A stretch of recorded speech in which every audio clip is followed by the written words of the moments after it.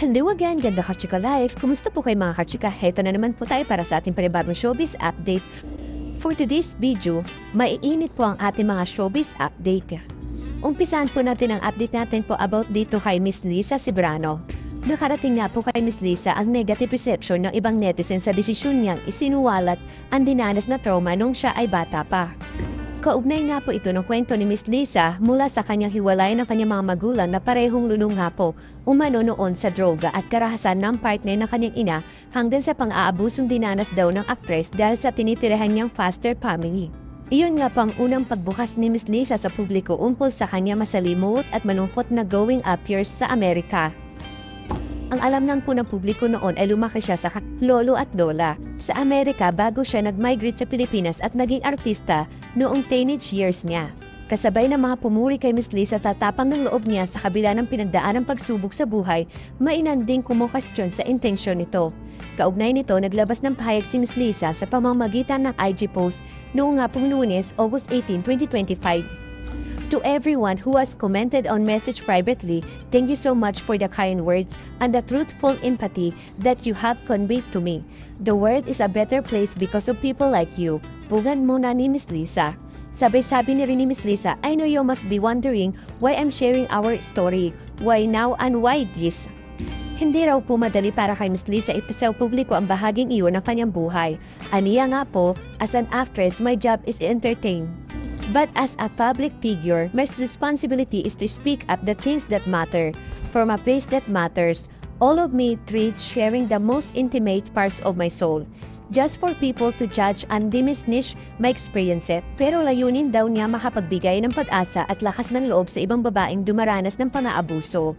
Pahayag pa nga po ni Miss Lisa, but if don't speak up out of discomfort or fear, what change does all us scared and voiceless women and children that are still dangerous situation have?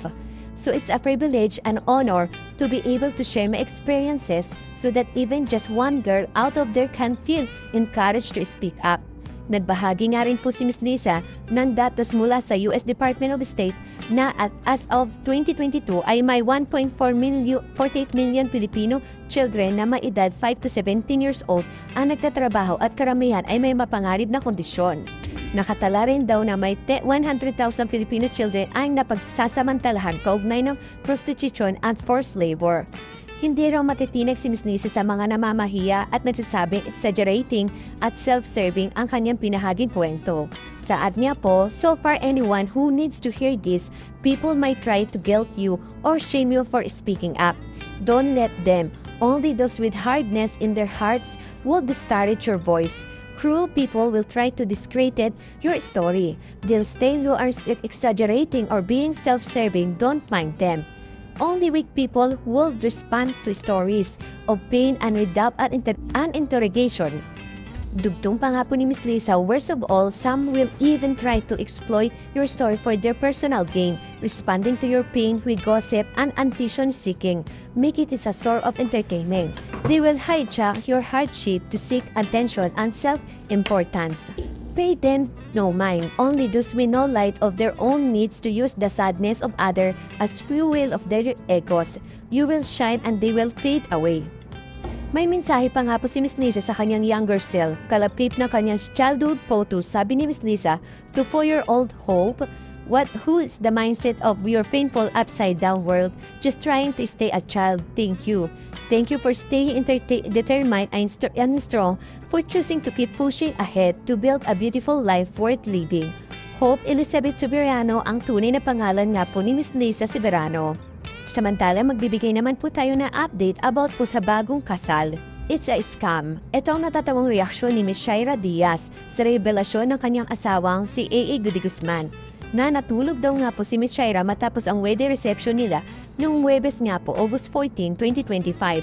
Sa unang hearing nga po noong Lunes, August 18, 2025, kinumusta ng mga co-host ni Miss Shaira na sina Arnold Clavio at Miss Susan Enriquez ang first night nila AA at Shaira bilang mag-asawa.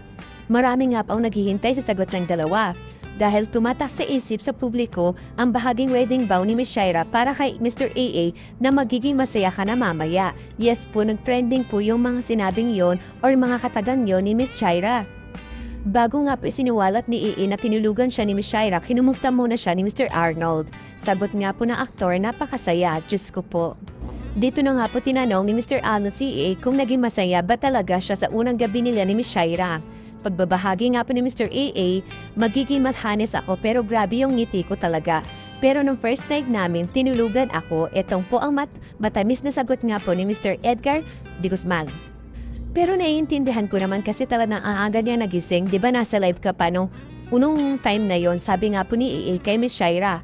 Paliwanag din man ni Miss Shaira kasi hindi ko na maramdaman yung buong katawan ko, sobra yung pagod ko. Inawat na nga po ni Mr. Arnold si Shaira sa pagsasalita dahil baka raw may mga bata nanonood sa kanilang pag-uusap. Pagpapatuloy nga po ni Mr. EA, pagka-uwi namin sa bahay, iba yung ramdam namin sa isa't isa, na iba yung kakaibang spark, basta kakaiba. Dugtong naman po ni Miss Shaira, palagi ko siyang pinapalo, lagi kong inaamoy para ang clinky ko. Sagot naman po ni Miss Shaira na nakaniti. Tinanong din nga po ni Mr. Arnold ang bagong kasal tungkol sa pagkakaiba ng 18 taong sa isang gabi. Magical itong sagot ni Mr. EA at naghintay ng 12 taon dahil iginalan niya ang pagkababae nga po ni Miss Shaira at ng kanina kasunduan, walang premarital sex. Dagdag pa nga nito, ang sarap sa pakiramdam ng first day namin as husband and wife. Talagang kapag nagkakatitigan kami, ngingiti lang kami parehas sa isa't isa. Sabi naman po ni Miss Shaira, ang saya, nakakakilig po. As in talagang tuwing titingin ako sa kanya, laging mag-asawa na talaga tayo. Asawa na yung tawag ko talaga, so ang sarap-sarap sa pakinamdam. Nga nakangiti nga pong sagot ni Miss Shaira. Samantala, dumako naman po tayo dito sa trending at pinag-uusapan ngayon sa social media. Hindi man natuloy sa tunay na buhay ang love story nila, sana bilang magjowa sina Miss Maine Mendoza at Mr. Alden Richard, kahit aminado naman ang una na na-fall in love ito sa aktor.